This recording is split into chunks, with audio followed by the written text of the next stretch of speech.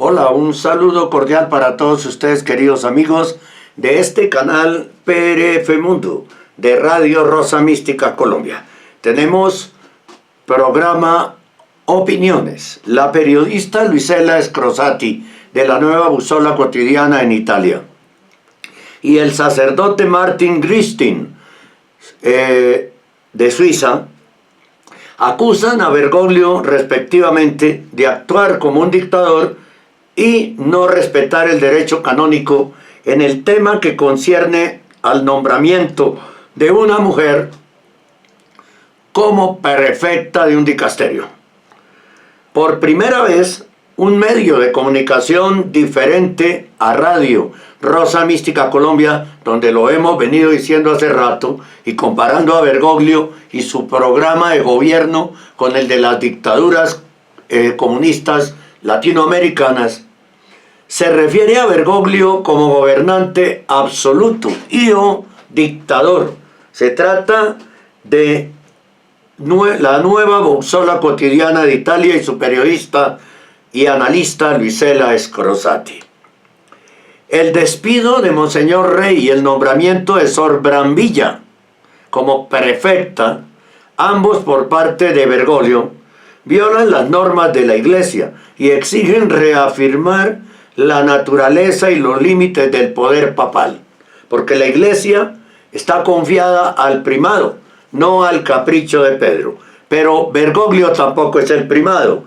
Hay que entender todo el tiempo que Bergoglio no es papa, que llegó solo al subdiaconado y que el resto de ordenaciones son inválidas porque no hizo el diaconado, y al no hacer el diaconado no podía ordenarse sacerdote. El Papa, en general, en virtud de su oficio, tiene potestad ordinaria suprema, plena, inmediata y universal sobre la Iglesia. Potestad que siempre puede ejercer libremente, según el canon 331 del Código de Derecho Canónico.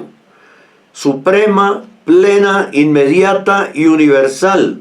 4 adjetivos que expresan la fe católica respecto al poder transmitido al sucesor del apóstol Pedro, vicario de Cristo y pastor de la Iglesia Universal. También hay que tener en cuenta que a esos títulos, especialmente el de vicario de Cristo, renunció Bergoglio en el Anuario Pontificio de 2019, publicado en enero del 2020. Ningún eventual abuso cometido por los elegidos para ejercer el primado petrino puede conducir al sacrificio teórico o práctico de esta gran verdad de fe. Sin embargo, hay que cuidarse de entender esta potestad según los cánones del absolutismo o incluso del despotismo, como si se tratara de un poder ilimitado. La autoridad del sumo pontífice es verdaderamente plena y suprema porque está fundada por Cristo y ejercida como vicario de Cristo, lo que significa que la plenitud potestatis es por definición limitada, siempre que se entienda como una limitación no desde abajo, sino desde arriba. El Papa, quien más tiene que mantenerse alejado de toda arbitrariedad, de todo capricho, para estar plenamente disponible a ejercer su función de vicario de Cristo y no como siervo de su parecer personal o de las lógicas desviadas de este mundo, como las ideologías, que es lo que hace Bergoglio. Pero repito, Bergoglio no es papa, es un usurpador, por lo tanto le queda más fácil actuar así de esta manera.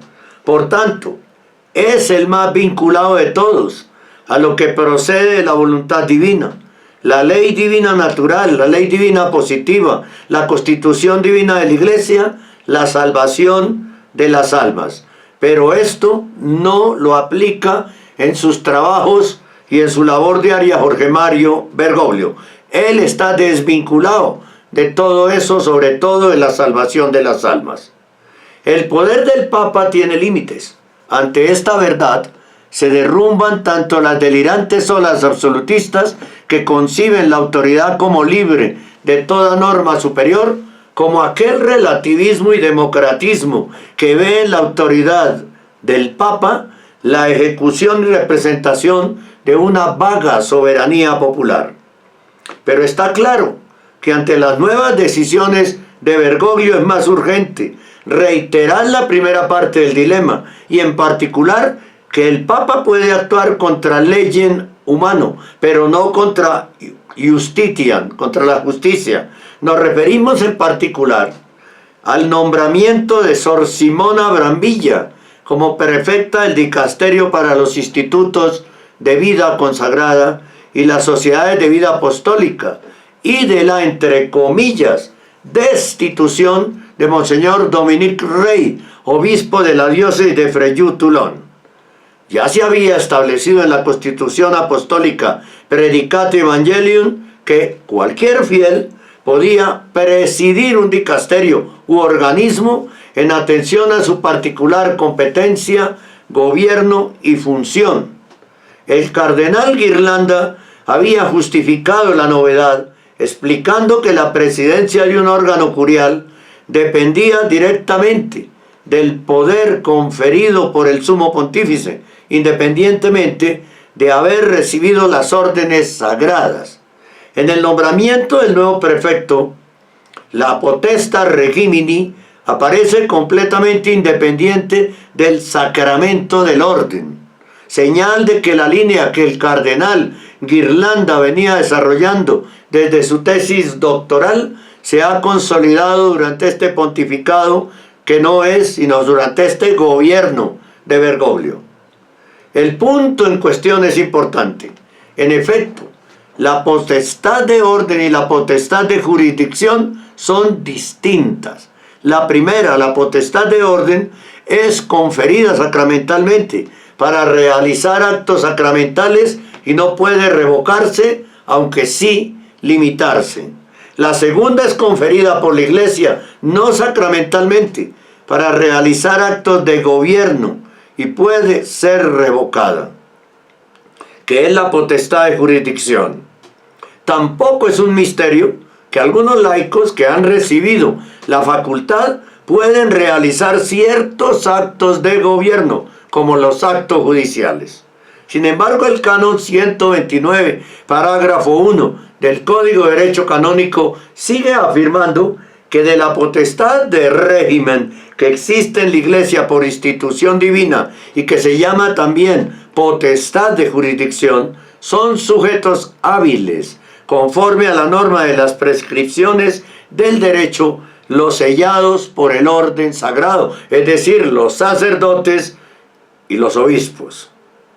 En una respuesta del 8 de febrero de 1977, la Congregación para la Doctrina de la Fe precisó que dogmáticamente los laicos solo están excluidos de los oficios intrínsecamente jerárquicos, cuya capacidad está ligada a la recepción del sacramento del orden, así que no podía nombrarse una mujer. Esto significa que la atribución de ciertos oficios jerárquicos a los laicos supondría una contradicción de la estructura jerárquica de la Iglesia, ya que surgen precisamente de la estructura jerárquica de la Iglesia querida por el Señor mismo. La respuesta añadía que la determinación de cuáles son estos oficios corresponde a los organismos instituidos ad hoc por la Santa Sede, y recomendaba también la máxima prudencia para evitar la creación de una pastoral laica en competencia con el ministerio de los clérigos. Huelga decir que esta determinación no es un acto arbitrario, sino el resultado de una adecuada investigación teológica. Es legítimo entonces preguntarse cuál de estos institutos ad hoc ha identificado estos oficios intrínsecamente jerárquicos y a través de qué documento se han dado a conocer.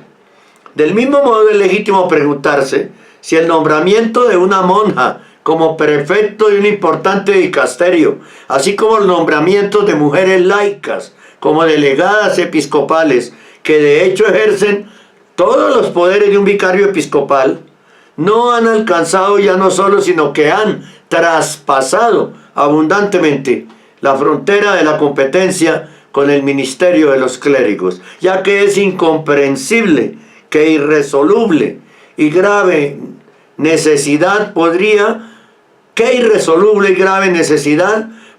haber impulsado a Bergoglio a nombrar a una monja prefecta, si no es para rendir homenaje a la ideología de la ministerialidad y del feminismo católico. No menos desconcertante es la dimisión forzada de un obispo, Monseñor Dominique Rey, que suena a todos los efectos como otra destitución injustificada. Monseñor Rey, tras ver suspendida su autoridad e incluso las ordenaciones sacerdotales y diaconales en su diócesis, prefirió aceptar la petición de renuncia de Bergoglio a través del nuncio, diferenciando así su situación de la de Monseñor Joseph Strickland, quien se negó a dimitir en Estados Unidos y forzó a Bergoglio a destituirlo injustamente. Es probable que el obispo francés quisiera evitar represalias más graves contra la diócesis de Frejus-Toulon y su clero.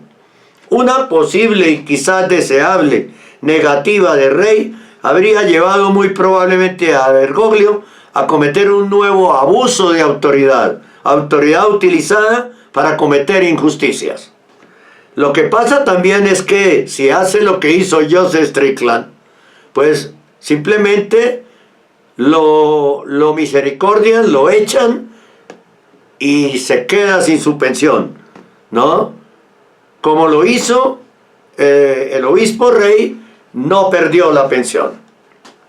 Y aquí volvemos al punto de partida. El Papa no puede hacer lo que le venga en gana. No puede actuar contra el bien común de nadie. No puede destruir la iglesia. No puede actuar contra la injusticia. No puede actuar contra la justicia.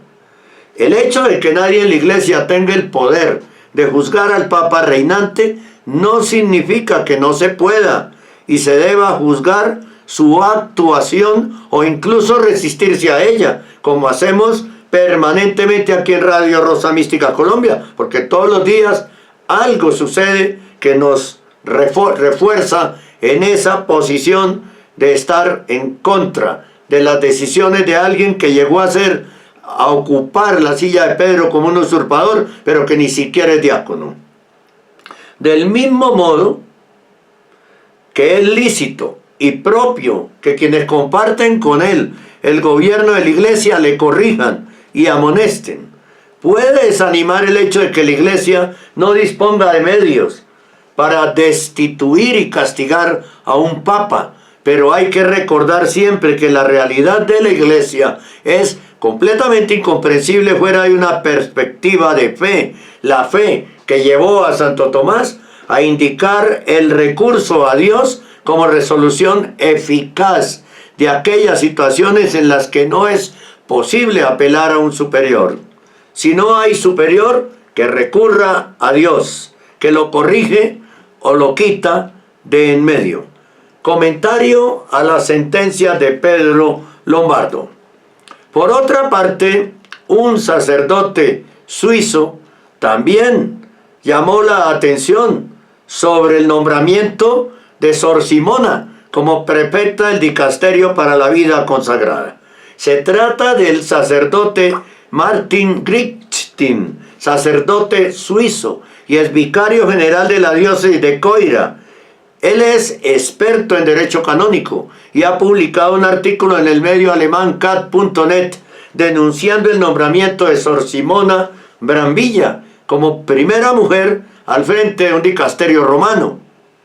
Este sacerdote suizo, doctor en derecho canónico por la Universidad Pontificia de la Santa Cruz en Roma y habilitado en la Universidad Ludwig Maximilian de Múnich, ha escrito un artículo demoledor que por su interés lo hemos traído acá junto con las indicaciones de la colega Scrosati de la Nueva Busola Cotidiana.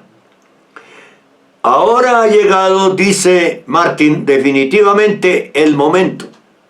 El Papa ha nombrado a una mujer prefecta de un dicasterio de la sede apostólica, el de los religiosos, el del clero y la vida consagrada.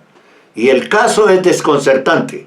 O bien la nueva prefecta puede ejercer la autoridad eclesiástica en nombre del Papa, como dice el canon 360 del Código de Derecho Canónico, como sucede con los demás prefectos de la curia. Pero ojo, ¿cómo va a ejercer una autoridad eclesiástica si quien la nombra no es Papa?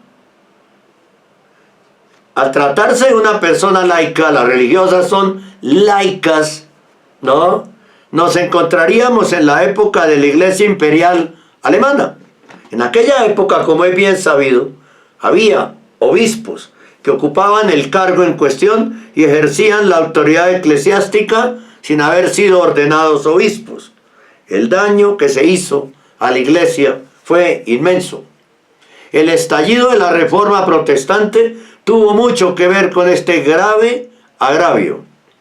O después de todo, el nuevo prefecto no puede ejercer la autoridad eclesiástica ejecutiva adecuada en esta función. Entonces, el nombramiento es una farsa, un puro espectáculo. El prefecto sería entonces solo una especie de prefecto titular. Su título sería un título ad honorem, sin medios. Se le ha dado un cardenal que es un obispo como proprefecto, que tiene que firmar todo lo que tiene que ver con la jurisdicción eclesiástica, porque la propia prefecta no tiene autorización para hacerlo, no la puede tener porque es una laica. Y hasta hoy sé que las religiosas son laicas. Claro, no reciben el sacramento del orden. Hacen unos votos religiosos, pero no reciben el sacramento del orden. ¿No? El nombramiento se publicó sin comentarios, por lo tanto parece que Bergoglio está dispuesto a restablecer los mencionados abusos del medioevo, medievales. Si este es el caso, hay que afirmar lo siguiente, comillas, dice el padre Martín de Suiza, como prefecto, un laico, como en el caso de una religiosa o de un laico, como prefecto con poder jurisdiccional, sea hombre o mujer, sería, en primer lugar, una traición al Concilio Vaticano II. Pues este concilio acabó con los abusos medievales al afirmar en Lumen Gentium 21, comillas, la ordenación episcopal confiere con el oficio de santificar también los oficios de enseñar y dirigir, los cuales, sin embargo, por su misma naturaleza, solo pueden ejercerse en comunión jerárquica con el jefe y los miembros del colegio. Cierro comillas. Esto expresa la unidad e inseparabilidad del poder de consagración y el poder de liderazgo. La consagración es la autorización para recibir el poder de liderazgo. Por lo tanto, ya no es posible separar estos poderes. Siempre ha sido vergonzoso que el Papa de turno haya insultado a los creyentes, como hace Bergoglio cada rato, diciendo que somos indietristas, retrógrados, rígidos. Pero ahora esto se convertiría también en hipocresía, porque el Papa se haría a sí mismo un indietrista, Bergoglio se haría a sí mismo un indietrista, volviendo al Vaticano II y restaurando los abusos medievales. Y eso no es todo.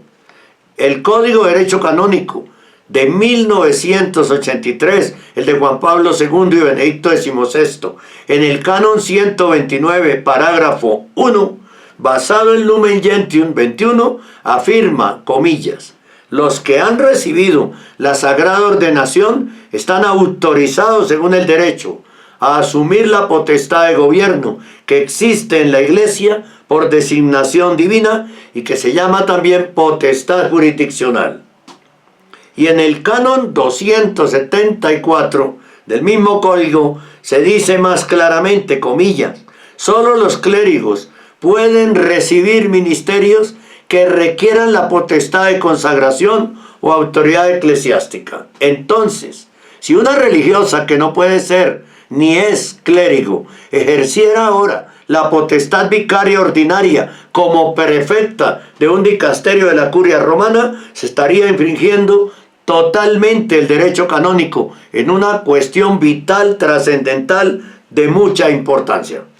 Por supuesto que el Papa puede violar el derecho canónico. No hay consecuencias para él, pero sí para la Iglesia. El canon 333, parágrafo 3, dice, comillas, no hay apelación ni queja contra una sentencia o decreto del Papa. Pero es que en este caso Bergoglio no es Papa. Y el canon 1404 subraya en consecuencia, comillas, el Papa no puede ser llevado a juicio por nadie. Bergoglio sí, porque no es Papa. Sin embargo, el problema de que el Papa infrinja la ley no es jurídico, sino moral, relativo a la unidad de la Iglesia. En su comentario a la nota explicativa previa, que forma parte integrante del Lumen Gentium, Joseph Ratzinger, Benedicto XVI, subraya, comillas, que en su actuación el Papa no está sometido a ningún tribunal externo que pueda actuar con autoridad de apelación contra él, sino que está vinculado por las exigencias internas de su oficio, de la revelación y de la Iglesia. Así que si esas decisiones afectan la verdad de la Iglesia y de la revelación, pues se le puede abrir un juicio. Sin embargo, esta reivindicación interna de su cargo incluye también, sin duda, un compromiso moral con la voz de la Iglesia Universal. Si es que lo es, Bergoglio aparenta, simula ser la voz oficial de la Iglesia, pero en la práctica no lo es, porque ni siquiera es diácono. Entonces no puede, sin ser sacerdote, ser papa. No puede. Sin embargo, esta reivindicación interna de su cargo incluye también, sin duda, repito, un compromiso moral con la voz de la Iglesia Universal. Comentario a Lumen Gentium. En Léxico para la Teología y la Iglesia, segunda edición, volumen suplementario, tomo 1, página 356. Si este pacto entre el Papa y la Iglesia Universal, que como ya se ha dicho, no es jurídico, sino moral, es roto por el Papa, sumiría a la Iglesia en el caos. Es lo que está haciendo Bergoglio, ¿no? Lo que está haciendo Bergoglio. Y el caos es la anarquía, y la anarquía es el gobierno de Satanás. Es el sistema de gobierno de Satanás. Porque si el Papa todavía tuviera una última pizca de integridad, que no la tiene, ya no podría acusar a nadie de ignorar el Vaticano II o de violar el derecho canónico. Porque ahora él mismo habría hecho ambas cosas en un asunto importante, frente a un guardián de la doctrina y la ley, que debería ser el Papa. ¿Quién debe acatarlas si su guardián ya no las acata él mismo? Si el nombramiento de un prefecto es algo más que una farsa que solo pretende que un laico pueda ejercer las potestas ordinaria vicaria, la fiesta de la Epifanía de 2025 pasará a la historia de la Iglesia como el día en que todos los miembros de la Iglesia fueron liberados de facto por un supuesto Papa de la obediencia a la doctrina y al orden de la Iglesia. En efecto, nadie podría entonces exigir honestamente obediencia si el propio Pastor Supremo ya no estuviera dispuesto también a ser obediente a Dios. Pero aunque el nuevo prefecto no sea más que un prefecto de opereta, como la monja, el daño ya está hecho. Porque la cólera de las mujeres apasionadas por la mitra no tendrá límites. Se sentirían como si les hubieran tomado el pelo, víctimas de un intento de engaño. Y cualquiera que se haya esforzado por mantener los últimos restos de seriedad teológica bajo este gobierno bergogliano, también sería víctima de tan prematura broma del Día de los Inocentes. Ya está bien, con todo esto, ¿no? Ya está bien. Nombrar a una religiosa que en últimas es una laica como jefa de un cardenal es un irrespeto muy grande para el cardenal, pero aún es peor que los cardenales no reaccionen a semejante irrespeto, que no es solo para ese cardenal, para ese obispo, sino para todos, ¿no? Al poner una religiosa, que es equivalente a una laica, porque no reciben nunca el sacramento del orden, reciben solamente unos votos que hacen ellas mismas, como mujeres que van a servir a Dios y a la iglesia, pero que como esta ya no sirven a Dios. Y si vieran ustedes la pinta de hombre que tiene, Ave María.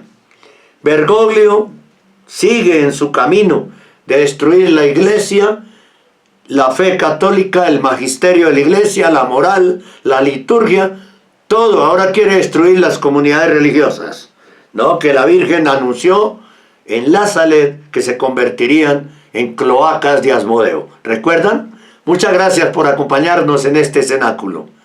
Dios, en este programa Opiniones, perdón. Dios les bendiga. Dos opiniones muy, pero muy importantes y trascendentales, con unas explicaciones que todos entendemos con claridad. Si usted por alguna razón no la pudo entender, vuelva a ver el video. Compártalo también. Dios les bendiga.